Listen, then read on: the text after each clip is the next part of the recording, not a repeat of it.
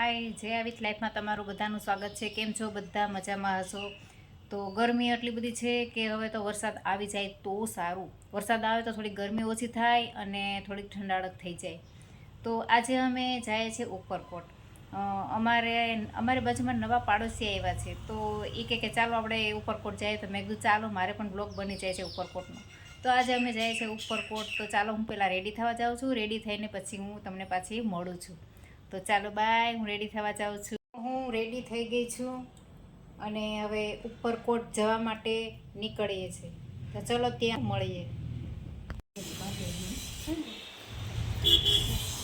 તડકો છે, સુંદરી તો બાંધવી પડે ને. કા મોટા બીજા એવા હરખા.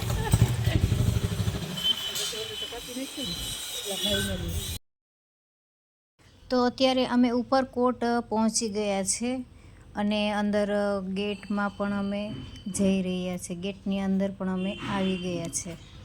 તો આવી ગયું છે ઉપરકોટ. ઉપરકોટનો નજારો જો કેટલું સરસ છે. એટલું મસ્ત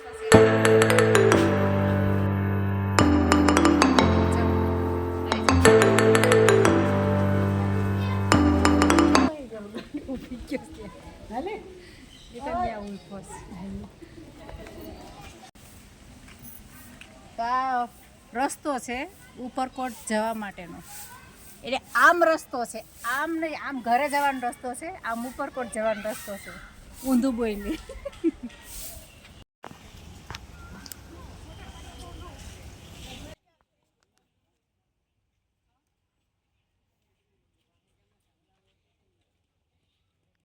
તો આ જગ્યાએ તોપ મૂકેલા છે, નાના છે, મોટા છે.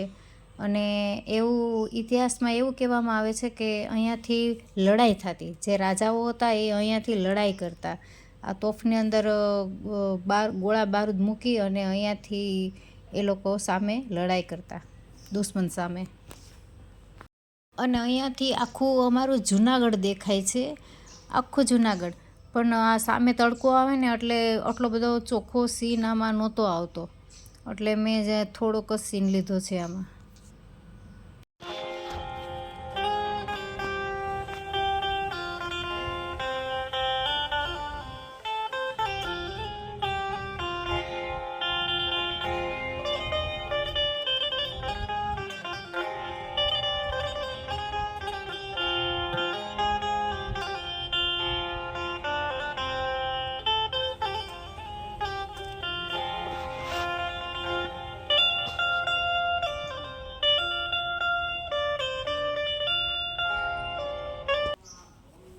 આ છે રાજા રાણીનો મહેલ. પહેલાં રાજાના અને રાણીના મહેલ કેવડા હતા, મોટા મોટા હતા. રંગ મહેલ કે 10 દરવાજે, ના જાને કોને સી ખિड़की खुली है, સૈયાન ટસે નૈના લડી થી. તો મહેલમાંથી અમે બહાર નીકળી ગયા છે અને હજી ઘણી બધી વસ્તુ જોવાની છે. તો શક્ય હશે તો હું બધું વસ્તુ આમાં બતાવીશ તમને. અમે આવ્યા હતા 4 વાગે અને 6 વાગે તો અહીંયાથી બધું બંધ થઈ જાય છે અને કોઈને આ રહેવા નથી દેતા. સિક્યોરિટી છે એ બધા એને બહાર કાઢે છે 5:30 વાગ્યામાં. એટલે મને લાગે છે કે પૂરેપૂરું ઉપરકોટ નહીં દેખાડી શકું તમને હું. તો મારાથી જેટલો સીન લેવાય એટલો હું સીન લઈશ અને બીજી વાર હું પાછી જઈશ ત્યારે પાછો નવો વ્લોગ ઉતારીશ, ત્યારે તમને પૂરો બતાવીશ. અને આ જો 4 કુંડ નીચે દેખાય છે ને ગોળ ગોળ, એ રાજા અને રાણીની હવન કુંડી છે. લગ્ન થતા હતા ને ત્યારે તેમની હવન કુંડી આ હતી, રાજા રાણીની હવન કુંડી લગ્નની. અને એના લગ્ન અહીંયા થયા હતા. આ રાજાનો અને રાણીનો મંડપ કહેવાય છે ને. મસ્ત મહેલ, એકદમ સુપર. અહીંયાથી આપણે હટવાનું મન ના થાય એવો સરસ છે. બહુ સરસ રિનોવેશન કરેલું છે. આ જ્યારે જૂનું હતું ત્યારે બહુ એટલું બધું ના મજા આવતી, પણ અત્યારે આમાં રિનોવેશન કર્યું, લાઇટિંગ ને બધું બહુ સરસ ગોઠવણી આની કરી છે. તો અત્યારે બહુ જોવા જેવું છે, બહુ મસ્ત છે. તમારે કોઈને જુનાગઢ આવવાનું થાય તો ઉપરકોટની મુલાકાત ચોક્કસ લેજો, બહુ મસ્ત છે.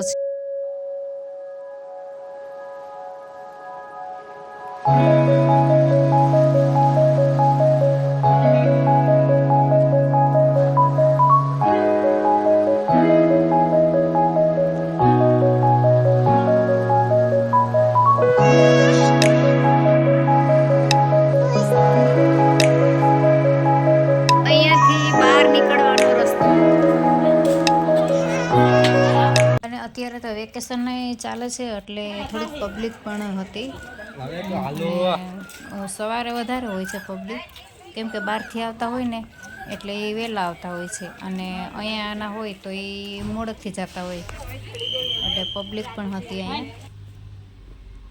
જો આ સિટી તમને સંભળાય છે ને, એ સિક્યોરિટી સિટી એટલા માટે મારે છે કે હવે તમે અહીંયાથી બહાર નીકળો, કેમ કે ગેટ પછી બંધ થઈ જાય તો બહાર નીકળી ના શકીએ, એટલે સિટી એટલા માટે મારે છે કે તમે જે પણ કોઈ અંદર હોય બહાર નીકળો. અને હું આ ઇન્સ્ટાની રીલ્સ પણ મેં અહીંયા ઉતારી છે.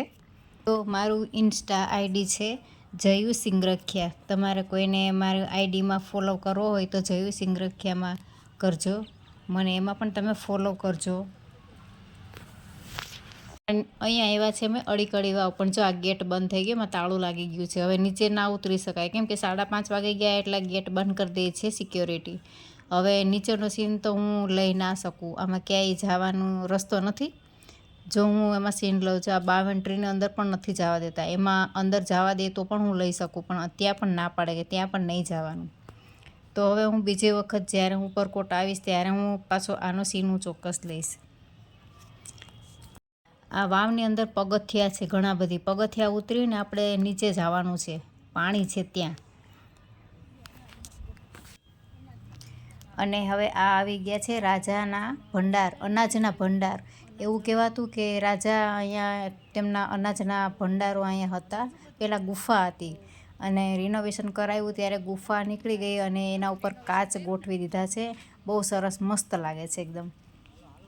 અને આ અનાજના ભંડાર હતા, એના કહેવાય છે ને ઓલા કોઠા, મોટા મોટા કોઠા હોય રાજા રાણીના, એ હતા. અને હવે અમે અહીંયાથી ઘરે જવા માટેનો રસ્તો પકડી લીધો છે. હવે સિક્યોરિટી હવે કહે છે કે તમે હવે જલ્દી બહાર નીકળો, હવે ટાઈમ પૂરો થઈ ગયો છે અહીંયા ફરવાનો. ઝુલ્ફો સે ઉડી खुशबू प्यार की होठों पे खिल गई कलियां बहार की. અને અહીંયાથી સીધો દાતાર દેખાય છે અને આ પાણીનો ડેમ છે મોટો બધો. જો આ એવું કહેવામાં આવે છે કે આ પાણી જૂનાગઢમાં પહોંચાડે છે. અને હવે અમે નીચે ઉતરીએ છીએ, જ્યાં ઉપરકોટ અમે ત્યાં અડીકડી વાવ ને એ બધા ત્યાં ગયા હતા, ત્યાં અમે બીજો રસ્તો હતો અને ત્યાંથી પાછો ત્રીજો રસ્તો છે, ત્યાંથી આપણે નીચે ઉતરવાનું છે ઘરે જવા માટે. તો અમે આ સીડી ઉતરી રહ્યા છે અને હવે સીધા ગેટની ત્યાં જ અમે નીકળશું, ગેટ પાસે જ અમે નીકળશું સીધા. હા, ગરમી પણ એટલી છે કે ના પૂછો.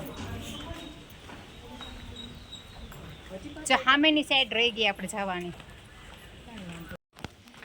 તો તમને આ વિડીયો ઉપરકોટનો કેવો લાગ્યો છે તે લાઈક કરજો, શેર કરજો, કોમેન્ટ કરજો અને નવા હોય તો મારા વિડીયોને સબસ્ક્રાઈબ કરજો. તો મળીએ બીજા વિડીયોમાં, ત્યાં સુધી bye bye. Sunitaben bye bye. આ સુનિતાબેન છે, હું ભૂલી ગઈ હતી તમને બતાવવાનું. અમારા બાજુમાં નવા રહેવા આવ્યા છે, તો ટીચર છે અને અમે આજે આવ્યા છે ઉપરકોટની મુલાકાત.